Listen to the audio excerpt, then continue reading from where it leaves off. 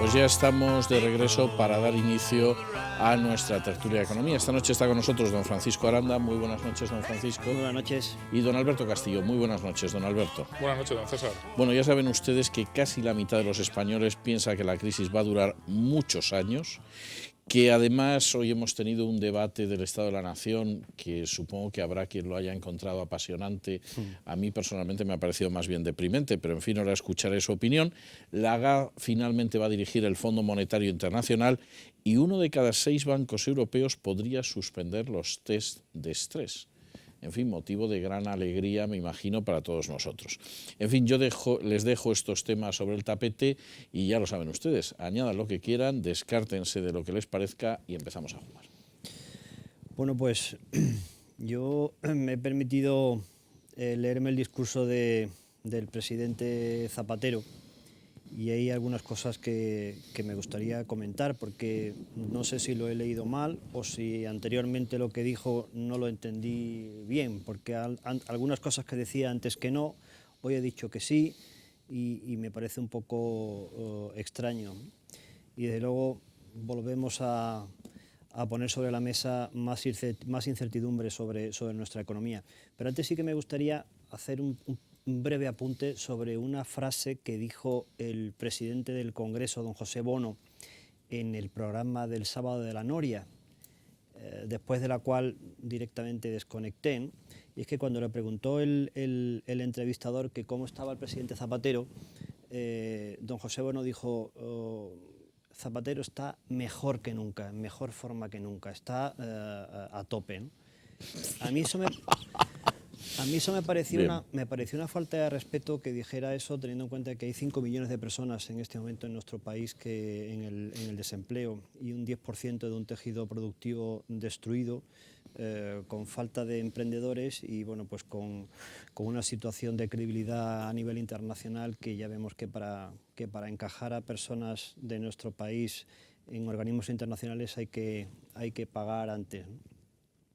Pero bueno, por entrar en el debate de hoy, ha dicho el presidente Zapatero que está el hombre muy triste, ¿no? Que muy impaciente, lo padece todos los días esa impaciencia, y dice que esa impaciencia no me ha llevado nunca a dudar del rumbo elegido. Tal vez habría que recordarle que tardó más que nadie en decir que teníamos una crisis. Tendríamos que recordarle que el rumbo elegido aún no sabemos cuál es, porque no se han hecho las reformas que necesita nuestro país para generar tejido productivo, para generar riqueza y empleo para todos. Ahora sí pide a las comunidades autónomas consolidación fiscal. Hace muy poco tiempo decía que no a los techos de gasto, además de las comunidades autónomas. Ahora dice que sí, ¿no? En el tema laboral dice que hay que abordar, que se han abordado reformas en el ámbito sociolaboral. Eso lamentablemente no es verdad. No se ha hecho una reforma laboral, no se ha hecho una reforma de la negociación colectiva y se han utilizado trucos que tarde o temprano, es decir, la gente de Bruselas o la gente de Alemania probablemente no hable español, pero llega un día en el que le traducen nuestros documentos, ¿no? Y, por ejemplo, por poner un simple ejemplo, en el documento aprobado, en el proyecto de ley aprobado de reforma de la negociación colectiva, es verdad que se hace una referencia a ligar, a indexar salarios con productividad, pero eso se hace en el preámbulo, y el preámbulo tiene un carácter normativo cero. Es decir, eso no sirve para nada, es simplemente un canto al sol, ¿no? Es un canto al sol. Después hay una frase que me parece que demuestra la inconsistencia ideológica que tiene este gobierno o este presidente, ¿no? Porque al final termina diciendo: no, la economía española necesita un entorno que facilite en todos sus aspectos el desarrollo y la consolidación de nuevos proyectos empresariales. Por lo tanto, parece ser que por fin llega a decir que efectivamente quien tira del país son las empresas y lo que hay que hacer es facilitar que se desarrollen, ¿no? Por lo tanto, menos Estado y más empresas. Pero claro, eso después no viene con hechos, ¿no? Dice: hay que hacer reformas, pero sin quebrar nuestro modelo social. Es decir, un país con 5 millones de desempleados no es suficiente quiebra del modelo social, donde un porcentaje elevadísimo de hogares españoles no recibirían ningún tipo de ayuda. el conocido fondo de capitalización para el despido, que es otra promesa que hizo este gobierno, se ha retrasado ya un año, claro, porque es que aquí surgen ideas, pero es que esas ideas hay que pagarlas. Y al final, cuando se ha puesto la idea sobre la mesa y han dicho, bueno, ¿y esto quién lo paga? Se han mirado unos a otros y han dicho, bueno, las empresas, que han dicho, no, las empresas, a través de subir en las cotizaciones, imposible, si nos acaba de decir Bruselas que habría que bajar las cotizaciones, ¿cómo se las vamos a subir más? O sea, más impuestos al empleo, no puede ser, ¿no? El sistema financiero sigue todavía sin mejorarse, ¿no? Sí, me parece bien esas medidas contra la morosidad de las pymes y de los autónomos a través del ICO, pero bueno, esto dijo el presidente que no hace unos meses. Y bueno, habría que ver... perdón.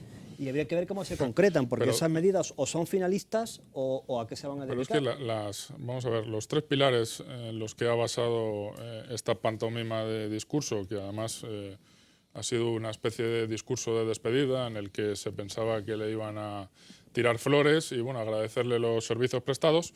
De hecho, yo sí me he molestado en ver el debate y al principio ha empezado hasta con pucheros y todo. Me parece una tomadura de pelo de cara a, como bien comentaba usted, los 5 millones de parados.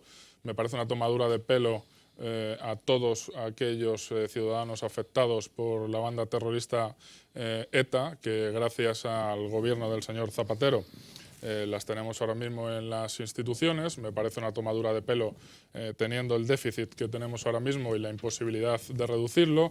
En fin, un largo etcétera, sin meternos ahora mismo con la prima de riesgo, que si tenemos tiempo hablaremos después. Pero volviendo a lo que comentaba de inicio, los tres pilares sobre los que ha basado el señor Zapatero su discurso son medidas que ya había propuesto el Partido Popular en diversas ocasiones y que el Partido Socialista había rechazado. Pero voy más allá, es que la medida de techo de gasto autonómico ya existía con el Partido Popular y el señor Zapatero lo que hizo fue cargársela y permitir que diversas autonomías pudieran seguir endeudándose libremente. Insisto, con un criterio de absoluta discrecionalidad por parte del Gobierno. Por ejemplo, Cataluña sí podía endeudarse, la Comunidad de Madrid no. Prueba de ello tenemos que se ha disparado el déficit de las comunidades autónomas, que debería estar en el 1,3 al 2,5, de momento, y que sepamos. Comunidades que han disparado brutalmente este déficit, vaya, curiosamente, la Comunidad Autónoma de Cataluña, Castilla-La Mancha. También es cierto que la Comunidad Valenciana ha incrementado este déficit, pero insisto, esto ya era una medida no que estuviera presentada por el Partido Popular, sino que ya existía con anterioridad. Siguiente medida, la dación en pago. Vamos a ver, ¿cuántas veces se le ha presentado en el Congreso al señor Zapatero la aprobación de la dación en pago?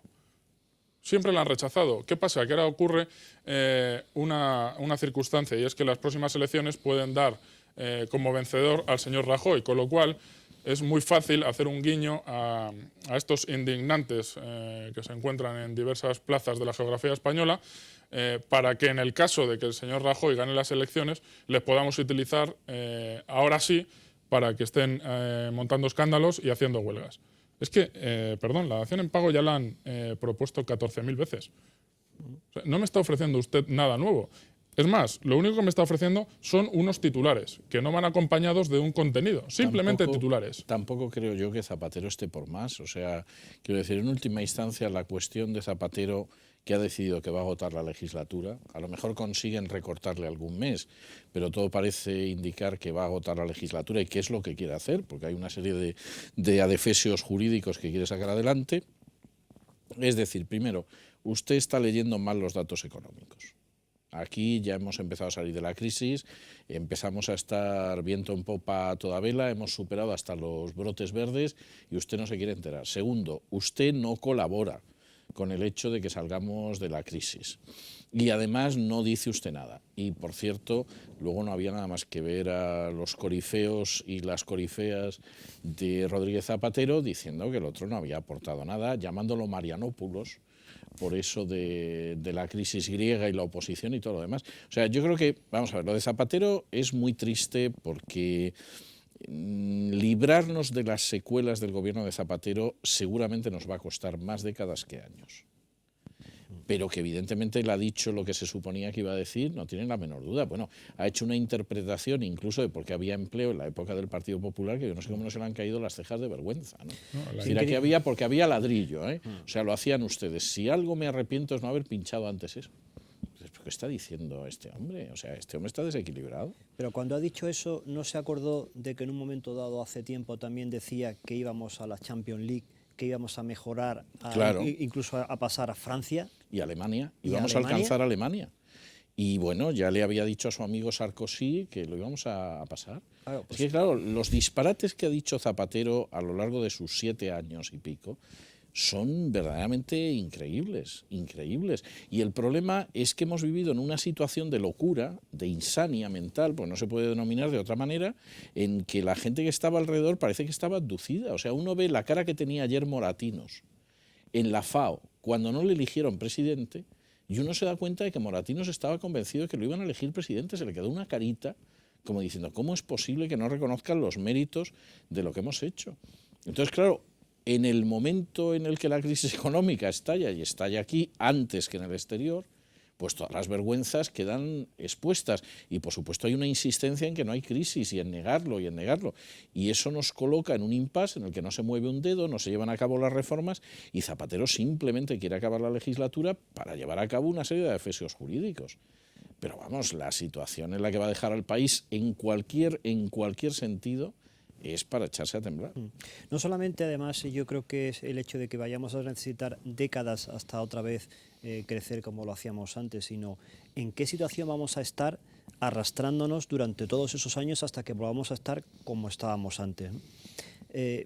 El otro día me decía un empresario muy importante que el presidente Zapatero le parecía un líder de librillo, ¿no?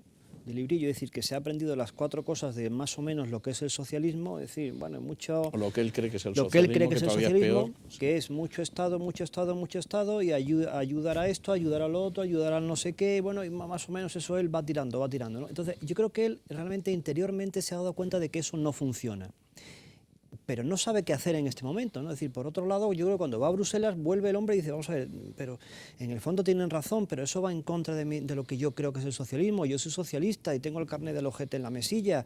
Es decir, en el fondo yo creo que lo que hay es una crisis ideológica del socialismo que no se sabe refundar, que no sabe dar un paso hacia adelante. Y en este momento lo que se está viendo es que las políticas liberales son aquellas que están dando mejores resultados. En Alemania no se habla de crisis ya. En Alemania crecen 5 veces más que nosotros. En Francia crecen 3 veces más que nosotros. En México, en abril, el PIB creció el 2,4. Costa Rica está creciendo. Es decir, es que... Perú no había pasado por la crisis. Vamos a ver lo que pasa en los próximos meses. Bueno, claro. Pero hasta ahora ni siquiera había pasado por la crisis. Ha sucedido lo mismo en el Estado de Israel. No, es que yo creo, vamos a ver, lo que pasa es que por desgracia los procesos históricos hasta que los incorporan las masas pueden pasar muchas décadas. Es decir, y España desgraciadamente es una muestra de eso. El absolutismo seguramente estaba condenado a finales del siglo XVIII. Tuvimos guerras carlistas hasta finales del XIX, que es un siglo que perdimos tontamente. Y seguramente, igual que el XIX en buena medida se perdió por los enemigos del liberalismo, pues vamos a perder varias décadas a inicios del siglo XXI por los enemigos del liberalismo, en este caso desde la izquierda. Pero el socialismo como tal está condenado desde que cayó el muro de Berlín. Ahora hace falta que los que han quedado condenados por la historia asuman eso, que no les veo yo por la labor, sinceramente. Sí, y también que aquellos que creemos en el liberalismo hagamos, yo creo que realmente tenemos también un problema cultural, es decir, tenemos 2 modelos. Uno, el modelo de Estado enorme, grande, monstruoso, pero que hay que pagarlo, y señores, tenemos que pagarlo todos con nuestros impuestos, o está el modelo B, que es el modelo de un Estado más pequeño, más eficiente y que permita a los individuos y a las empresas desarrollarse y, por tanto, crear riqueza y empleo para todos. Entonces, esto es lo que tenemos que decidir, una cosa u otra. Y la opción B, la opción liberal, no significa matar nuestro estado de bienestar en absoluto, significa enriquecerlo todavía más. Ahora, es curioso, yo tenía hace cosa de un mes, donde está sentado ahora don Alberto, tenía a Jonathan Tepers, que ha escrito este libro de economía que se llama Endgame, sobre la crisis económica, al que, por ejemplo, don José Blanco calificó de enemigo de España, porque claro, aquí cuando dices la verdad te conviertes en un enemigo de España, o para la izquierda o para la derecha, y que además su libro, que ha escrito con otro economista, ha estado durante varias semanas el número 1 en la lista de venta de Amazon, de libros de economía. Y me decía, mientras le ponían los micrófonos, dice, yo no consigo aceptar el hecho, o sea, conseguir asimilar el hecho de la poca economía que sabe la gente en España. Y entre los jóvenes peor. Como diciendo, es algo sorprendente. No es que la gente, que voy a decir yo, en Gran Bretaña o en Suecia, pues sean todos, tengan un máster en economía, no es eso, pero hay una serie de cuestiones mínimas que tienen claras. Bueno, pues eso, desgraciadamente en España, brilla por su ausencia. Si les parece, vamos a ir a la pausa publicitaria, pero regresamos enseguida.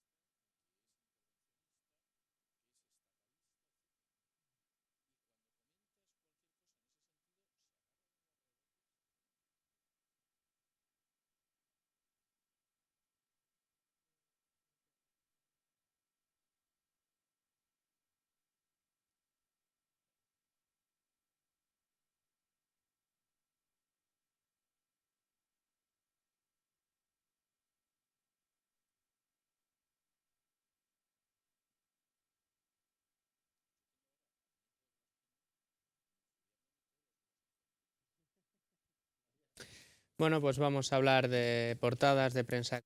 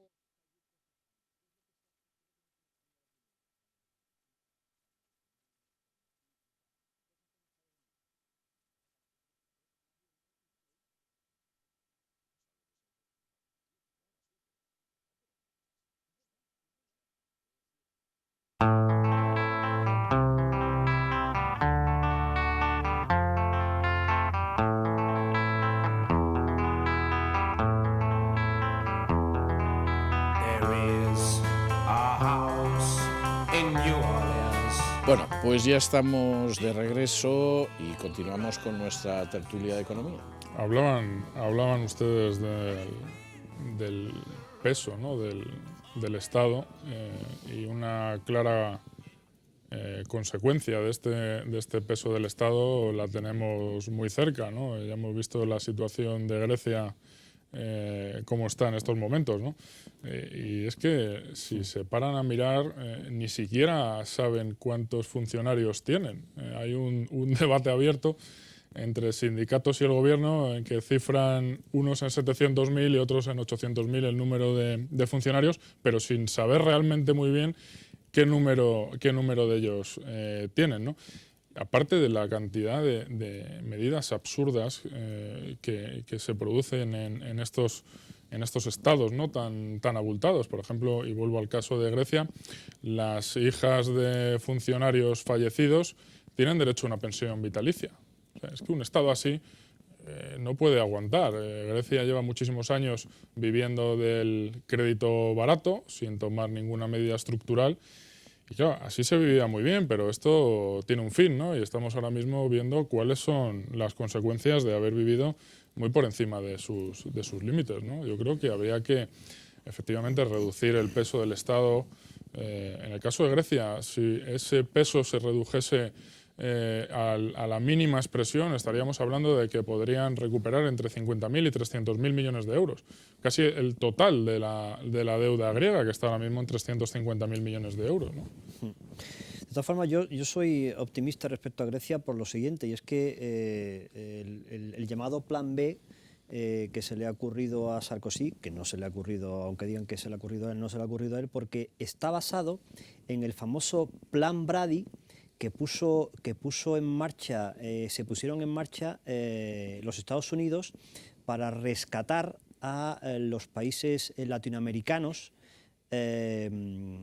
cuando estaban en una auténtica crisis y debían hasta de casi las pestañas, ¿no? Es decir, lo que hicieron en aquel momento fue elaborar un plan muy concreto para los países latinoamericanos que consistía básicamente en reestructurar su deuda como permitiéndoles unos plazos más largos para poder pagar y algunas fechas, vamos a decir, de gracia, pero que al final tenían que hacerlo. Pero eso, previamente a eso, tenían que adoptar una serie de lo que hoy llamamos reformas, que entonces se llamó el Consenso de Washington, que eran 10 medidas de liberalización, de reducciones de gastos ridículos, de reducción del Estado y de fomento del tejido productivo. Y eso dio resultados en Latinoamérica. De hecho, ahí fue donde surgió de alguna forma, vamos a llamarlo así, el neoliberalismo, donde bebió, por ejemplo, Reagan y donde bebió Margaret Thatcher. Y ahí tenemos lo que sucedió en esos dos países en la época en la que gobernaron ambos líderes, ¿no? Ahí, el comisario de Asuntos Económicos, Olli Rehn, hoy decía que no había ningún plan B. Es decir, pues estamos que había. Yo espero ciertamente que esté equivocado y sí haya un plan B, sobre todo porque de los 5 diputados que componen la mayoría, 4 de ellos están en desacuerdo, ¿no?, de adoptar medidas de ajuste. Y la verdad es que la situación se está tornando complicada. Lógicamente, tanto a Alemania fundamentalmente como a Francia lo que les interesa es ganar el mayor tiempo posible. Yo creo que lo que pretenden a todas luces es tener un colchón necesario para poder afrontar cualquier tipo de caída de Grecia, pero ya no solo por Grecia, sino mirando más allá. Es decir, lo que de fondo están mirando es a España, ¿no?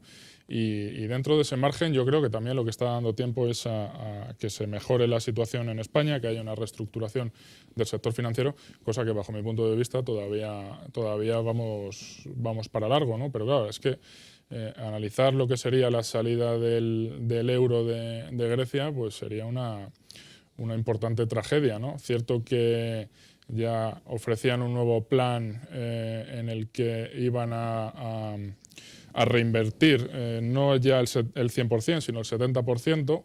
Pues claro, es que esto por las agencias de calificación ya se va a entender como un default, porque ya lo que estamos hablando es de una quita.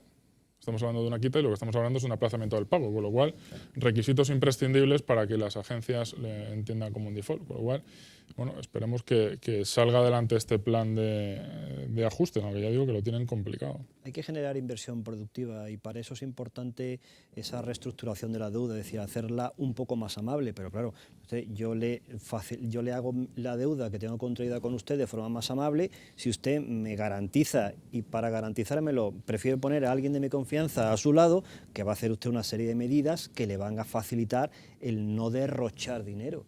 Eso es fundamental. Entonces, eso lo queremos llamar una reestructuración de la deuda agresiva, ordenada, desordenada, llámelo como quiera, pero el caso es que hay una salida. Ahora, para salir hay que hacer los deberes. Y desde luego lo que no puede ser es que un país, ni Grecia ni cualquier otro, esté pidiendo dinero, esté pidiendo más préstamos y siga viviendo como si estuviera en una fiesta. Es decir, no es posible. No, hay que hacer los deberes, pero por otro lado también hay que asumir responsabilidades y lo que no se puede hacer es estar pagando rentabilidades altísimas sin ningún tipo de riesgo. Esto es lo que no se puede permitir, no se puede estar pagando un 23% por una deuda a 3 años sin ningún tipo de riesgo, porque entonces, claro, vamos a caballo ganador siempre, ¿no? Yo creo que hay que asumir algún tipo de riesgo, ¿no? Entonces, que indudablemente el Estado griego tiene que tomar cartas en el asunto y un plan de ajuste serio, indudablemente, pero ya no solo, insisto, de cara al ciudadano, ya tenemos hoy la 4ª huelga general prevista para 48 horas. Ya hemos visto todas las imágenes de los disturbios que se producen y es que los ciudadanos griegos también están hasta las narices de tener que ser ellos los que se aprietan el cinturón y vuelvo a insistir, el Estado sigue con un peso desorbitado, claro. Siguen sin recortar sus gastos, siguen sin reducir el peso, como decía con anterioridad, si es que reduciéndose el peso del Estado a la mínima expresión, tenían casi para recuperar toda la deuda que tienen. Sin duda, sin duda. Y eso, lógicamente, genera pues, enfado entre la ciudadanía. Por eso digo que es un problema cultural y es un problema de liderazgo, de alguien que tiene que decir, señores, la fiesta ha acabado. La fiesta ha acabado y el que ha estado antes permitiendo esta fiesta ha sido un irresponsable. Porque ustedes han tenido hasta ahora 3, 4 coches, una casa en la playa, otro en la montaña, otra en el campo y otra en no sé dónde. Pero es que eso no se lo podían ustedes permitir y ahora van a tener que estar sin casa en la playa, ni en el campo, ni en la montaña, y la suya vamos a ver si somos capaces de mantenérsela. Y la culpa de eso la tiene quien ha permitido antes que ustedes vivieran de esa forma, porque no podían permitírselo.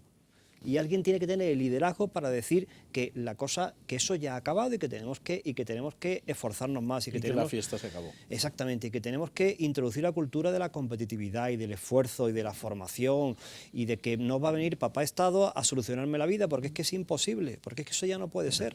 Que la fiesta se acabó y que no la vamos a pagar todos. O sea, es decir, que la paguen la que lo tenga que pagar, pero no eso ya que se estaba presentando de una que se pague de manera mancomunada, pues mire, ¿qué quiere que le diga? Pero yo no estoy para nada de acuerdo, que pague lo que tengan que pagar los que son responsables, pero evidentemente no que toquemos a escote entre todos los ciudadanos de la Unión Europea. Es que me parece desde luego algo... Eso cuando lo digan en relación con España va a ser conmovedor. Dios quiera que no lo digan, pero si lo dicen en algún momento, bueno, se nos pueden saltar las lágrimas. En fin, acaba de llegar don Luis Fernando Quintero con la prensa económica de mañana. ¿Cómo viene esa prensa? Pues viene con mucho debate sobre el estado de la nación, o lo que queda de nación. El caso es que todos los periódicos económicos tienen sus titulares acerca del debate de hoy. Empezamos con Libre Mercado, el periódico económico dentro de Libertad Digital, que dice Zapatero blinda a los 1000euristas contra los embargos hipotecarios. Es el titular de ahora. Me consta que la redacción están preparando otro que englobe más asuntos de los que se han tratado en el debate de hoy. Pasamos al diario Expansión, dice Zapatero sigue para flirtear con el 15M. Esta es la interpretación que hace el diario Expansión y en El Economista leemos Zapatero y Rajoy eluden ofrecer soluciones para salir de la crisis. Sin embargo, en el subtítulo dicen que habrá tope de gasto autonómico y una línea ICO para ayudar a los ayuntamientos. Este es el balance que hacen los periódicos económicos respecto al debate de hoy. Yo creo que este punto del libre mercado en el que destaca el ICO, ahora el gobierno se acuerda de los empresarios, de las pequeñas y medianas empresas, se acuerda de los autónomos, cuando lo que hay que hacer es recordarle que cientos de miles de empresas han tenido que echar el cierre precisamente por la falta de pago de las entidades locales. También hay que 230.000. Claro, hay que recordárselo, que se acuerde ahora, a estas alturas, ¿no? Cuando ya han echado el cierre y no hay nada que hacer. También hay que recordarle la falta de crédito que han tenido para poder continuar y que siguen teniendo. Pero sin embargo, fíjese, como no han tenido problema para financiarse cuando han sido las elecciones autonómicas y locales, hasta un 8% más de financiación han tenido los partidos políticos. Y por último, también recordarles cómo han tenido que depositar el IVA de facturas que no han cobrado y que probablemente no cobrarán nunca, simplemente para que el Estado pueda maquillar la cifra de sus balances y que todo parezca que está mucho mejor de lo que está. Y tampoco han tenido problemas para financiarle el puesto de trabajo a Viviana Aido, ni tampoco para financiarle... Bueno, que nos ha costado un dineral. Que, por cierto, es un puesto técnico. Sí, sí. Es un puesto técnico. Es decir, asesora, ¿no? Asesora de Bachelet en la ONU Mujeres. Técnico, es decir, un puesto casi funcionarial, por lo tanto se le supone una base técnica e intelectual tremendamente importante, lo cual me pone los pelos de punta porque hombre, yo soy de Cádiz y le aseguro que en Cádiz hay mujeres socialistas tremendamente mucho mejor formadas que doña Viviana Aido, ¿no? Y tampoco ha habido problemas para financiar la campaña del señor Moratino, ¿no? Que ha sido un desastre. Bueno, en el caso de Viviana Aido, la verdad es que esperaban que iba a tener un puesto más lustroso. Pasa que al final ni en las Naciones Unidas se prestan a ciertos enjuagues y ha terminado de asesora y nos ha costado la broma de la asesoría del orden de unos 99 millones de euros, que francamente no está mal. No está mal. Luego, otros de los asuntos que se han aprobado en el Congreso referente al techo de gasto autonómico, yo quería preguntar a nuestros tertulianos de esta noche, teniendo el precedente de los topes de déficit que tenían antes las comunidades autónomas y que, hablando claramente, pues se terminaban saltando a la torera, ¿creen que realmente puede ser efectivo? ¿Es una medida de cara a la galería? ¿Las comunidades autónomas al final harán y desharán con ese techo de gasto lo que quieran o realmente tendrá efectos prácticos? Pues yo, mientras que en el Consejo de Política Fiscal y Financiera no lo lidere alguien realmente responsable con esa medida, confío más bien poco en ello, francamente. Totalmente de acuerdo, y prueba de ello es que se lo han saltado a la torera hasta el día de hoy, han duplicado el gasto sin ningún tipo de miramiento. Porque claro, aquí en el fondo volvemos al tema de la responsabilidad. ¿Quién está detrás de las comunidades autónomas? Es que lo que va detrás es la marca España. Comunidades autónomas, a muchas les importa muy poco lo que ocurra con España, mientras que ellas tengan para seguir con sus gastos desmesurados, con sus coches oficiales, como comentaba con anterioridad, con sus cargos designados a dedo. Yo lo que sí que espero es que se lleve a cabo por aquellas comunidades autónomas en las que ha entrado a gobernar el Partido Popular aquellas líneas que se decidieron en el Congreso en el que decían que iban a reducir el número de consejerías, el personal de alta dirección. En el caso de Castilla-La Mancha, si no estoy equivocado, estaban hablando de cerca de un 60%. Yo creo que nos damos con un canto en los dientes si de manera voluntaria las comunidades autónomas siguieran estas líneas. De todas formas, hay un elemento que además yo quiero subrayarlo porque uno puede contar en su pueblo lo que quiera, pero luego, como decía Lenin, los hechos son testarudos. Es decir, no hay una sola comunidad autónoma que tenga cartel fuera de España. Ninguna. Y creo haber contado, bueno, el último vuelo hace cosa un par de semanas que yo venía de Estados Unidos, me dieron, no recuerdo ahora si era el New York Times, creo que era, había una página entera hablando de que España sigue adelante sobre la gastronomía. Buena parte de los que aparecían en la página eran cocineros catalanes y ni uno solo dijo que era catalán. Es decir, allí todo el mundo era español, pues se supone que España es un país interesante, que la comida es buena, que hacen experimentos gastronómicos, etcétera. Nadie cometió la solemne estupidez de decir que era catalán. Supongo que si en un momento determinado, como ha pasado durante décadas, la Generalidad de Cataluña decide llevar a 500 personas a recorrer el país de las barras y las estrellas a cuerpo de rey y tal, dicen eso y vamos, y defienden Mollerusa, Badalona y lo que se tercie, Pero a la hora de intentar vender el producto no se les ocurre vender el producto Cataluña porque no lo venden a nadie. Y como digo Cataluña, digo Euskadi o puedo decir, vamos, quizá La Rioja se salve pero por el vino, o sea que ya se asocia con la marca. Esa es la realidad. Y entonces, claro, ahí tenemos una situación, bueno, en la que hemos ido consintiendo una visión que no se corresponde con la realidad. Y cuando alguno, como era por ejemplo este ilustre barrendero que se llamaba Benach, que llegó a presidente del Parlamento de Cataluña, pues fue por California, hablando de los vínculos históricos entre Cataluña y California, pues las carcajadas debieron de escucharse, pero vamos, hasta la cordillera de los Apalaches, que está justo al otro extremo del país. O sea, esa es la realidad. Es que la tragedia de todo esto, don César, es que, como muy bien nos dicen las multinacionales españolas, es que en este momento el que sean españolas, el ser español fuera de España te castiga desde el punto de vista económico. Sí. Te resta credibilidad. Sí, sí. Esa es la tragedia de todo esto. Sí. ¿No?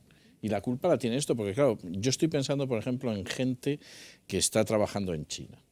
Claro, los chinos acaban locos, porque le llega el catalán, el vasco, el castellano manchego. Y claro, llega un momento en que dicen, pero bueno, vamos a ver cuándo va a venir aquí alguien que hable por todos, porque estamos verdaderamente confusos y no se puede decir que sea un país diminuto como Suiza, China, precisamente. Pero claro, esto es un absoluto despropósito. En fin, hasta aquí hemos llegado nosotros, don Alberto, don Francisco, don Luis Fernando. Muchas gracias, muy buenas noches. Hacemos una pausa y regresamos con nuestra invitada esta noche.